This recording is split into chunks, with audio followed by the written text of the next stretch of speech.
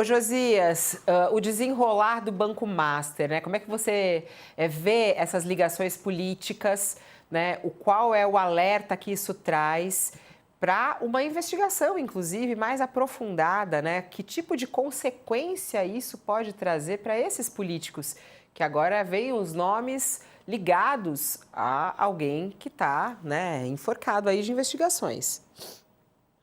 Você nota, Fabiola, que com o Banco Master indo a pique, o mercado se manteve calmo. Nesse escândalo que levou o banqueiro Daniel Vorcaro para a cadeia, e levou também à liquidação da sua casa bancária, o risco de contágio está no sistema político, não no sistema financeiro. Então, segundo a Polícia Federal, foi por pura camaradagem que o Banco de Brasília, que é uma entidade estatal, ele aplicou lá 12,2 bilhões de reais na aquisição de papéis micados do Banco Master. E políticos e autoridades que sabem ouvir nas entrelinhas perceberam o que está por vir. Quer dizer, a sua maneira do pântano para uma espécie de praia de nudismo. Então, os do Daniel Vorcaro, que virou um banqueiro ostentação, eles fizeram um striptease. E só há uma coisa mais deprimente, Fabíola, do que o nu que ninguém deseja. É a nudez que já não espanta ninguém. Ninguém se espanta mais com a movimentação do Centrão. Então, o Fundo Garantidor de Crédito já informou. Tem aí 1,6 milhão de brasileiros que investiram alguma coisa em torno de 41 bilhões de reais nos CDBs turbinados do Master, e esses vão ser ressarcidos até o limite de 250 mil reais por CPF, mas estão ao relento transações bilionárias. Além do Banco de Brasília, o Vorcaro prolongou a ruína do Master vendendo papelório de vento para a Caixa de Previdência dos servidores do Rio de Janeiro, do Amapá, do Amazonas, várias prefeituras, inclusive no interior de São Paulo. E a maioria dessas transações, a maioria está submetida à influência do União Brasil e do PP e dos seus aliados, dos partidos que gravitam ao redor desses dois.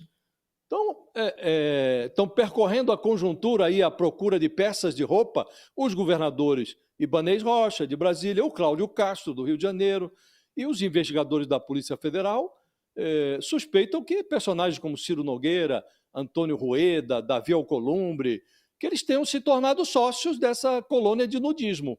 Então, tem muita gente que está preocupada com o rumo da investigação, porque realmente há muitas digitais ao longo de todo o processo, proposta do Ciro Nogueira para aumentar o limite de 250 mil para 1 milhão de garantia do Fundo Garantidor de Crédito, para turbinar ainda mais os investimentos precários ali no Master, digitais aí do Centrão, deputado Cláudio Cajado, do PP, apresentando às vésperas do veto do Banco Central ao negócio do Master com o BRB, com o Banco de Brasília, está lá uma proposta na Câmara tentando aprovar toque de caixa em regime de urgência, uma proposta que permitiria ao Congresso Nacional demitir diretores do Banco Central.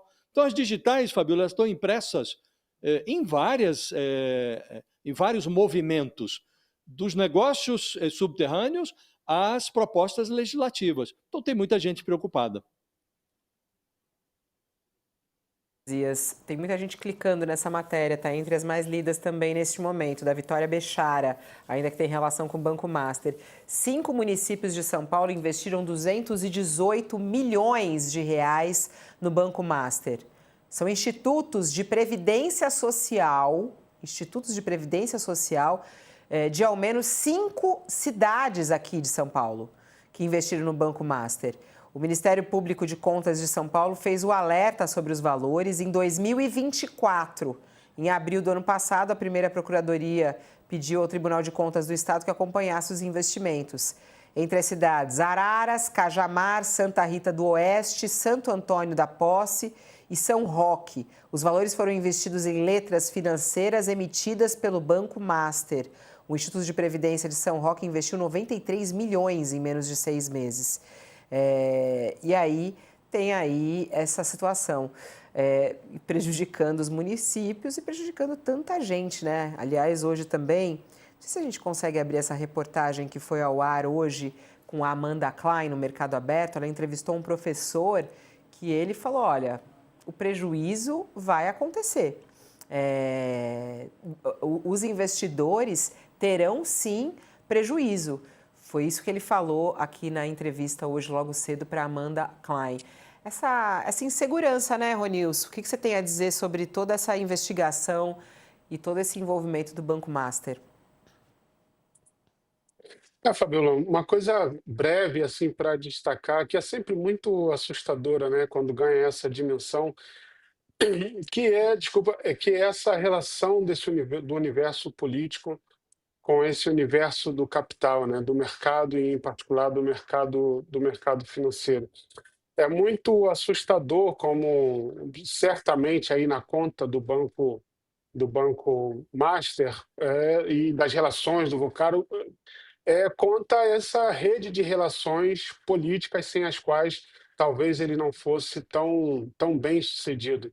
Essa relação de políticos cujos salários nós sabemos, porque a transparência nos permite saber isso, quanto eles recebem, que ostentam casas maravilhosas, empreendimentos maravilhosos, quantidade de dinheiros que são encontrados, dinheiros vivos que são encontrados em investigações quando são feitas, esse tipo de relação que coloca essas pessoas num outro nível de riqueza, de vivência, que são flagrantemente, né, incoerentes com os cargos que exercem e com os salários que ganham como funcionários públicos, como agentes públicos. Esse nível de circulação que o diretor do Banco Master tinha com o universo político brasileiro, a ponto de pautar projetos de lei, a ponto de pautar proposta, né?